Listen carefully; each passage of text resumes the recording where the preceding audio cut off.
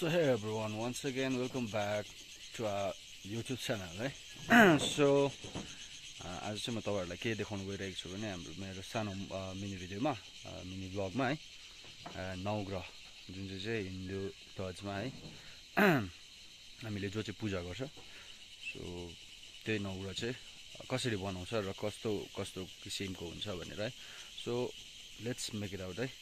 firstly है हामीले use गर्नुपर्ने हुन्छ ब्याम्बो स्टिक ब्याम्बोलाई उ गरेर चाहिँ यसरी प्लेट बनाएर एउटा प्लेटफर्म बनायो त्यसमा केराको पत्ता हाल्यो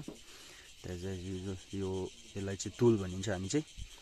यो चाहिँ ब्ल्याक कलरमा कालो कलरको हुनु पर्यो है यसरी राखेर र माटो गुनेर चाहिँ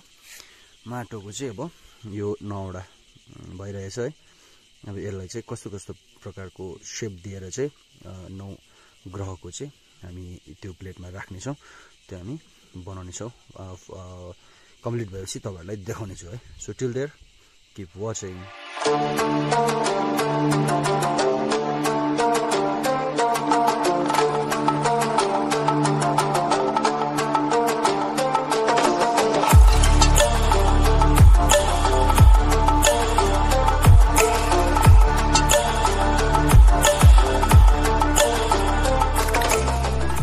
भयो तपाईको नवग्रह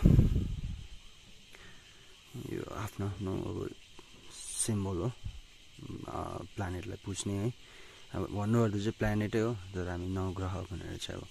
नवग्रह शान्ति भन्छ जुन चाहिँ हिन्दू धर्ममा चाहिँ सो त्यसलाई चाहिँ हामी पुज्ने यो एउटा तरिका है